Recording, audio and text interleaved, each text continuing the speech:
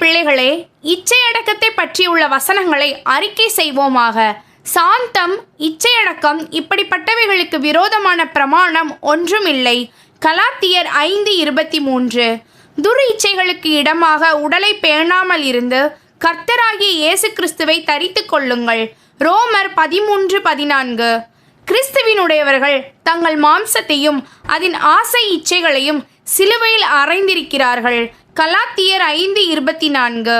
உலகமும் அதன் இச்சையும் ஒழிந்து போம், தேவனுடைய சித்தத்தின்படி செய்கிறவனோ என்றென்றைக்கும் நிலைத்திருப்பான். 1 யோவான் 2:17. இச்சையினால் உலகத்தில் உண்டான கேட்டுக்கு தப்பி திவ்ய சுபாவத்துக்கு பங்குள்ளவர்கள் ஆகும் பொருட்டு மகா மேன்மையும் அருமையுமான வாக்குத்தத்தங்களும் அவைகளினாலே நமக்கு அளிக்கப்பட்டிருக்கிறது. 2 பேதுரு 1:4. உங்களுக்குள்ளே யுத்தங்களும் சண்டைகளும் எதினாலே வருகிறது? உங்கள் அவயங்களில் போர் செய்கிற இச்சைகளினால் அல்லவா?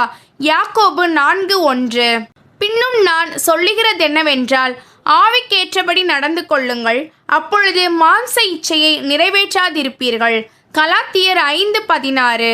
பந்தயத்திற்கு போராடுகிற யாவரும் எல்லாவற்றிலேயும் இச்சையடக்கமாய் இருப்பார்கள். அவர்கள் அழிவுள்ள கிரீடத்தை பெறும்படிக்கு அப்படி செய்கிறார்கள். நாமோ அழிவில்லாத கிரீடத்தை பெறும்படிக்கு அப்படி செய்கிறோம். 1 கொரிந்தியர் 9:25.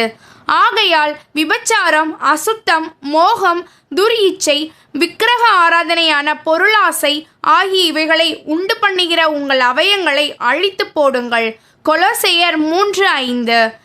ஏனென்றால் மாம்சத்தில் பாடுபடுகிறவன் இனி மாம்சத்தில் இருக்கும் காலம் வரைக்கும் மனுஷருடைய இச்சைகளின்படி பிழைக்காமல் தேவனுடைய சித்தத்தின்படியே பிழைக்கத்தக்கதாக பாவங்களை விட்டோய்ந்திருப்பான். 1 பேதுரு 4:2.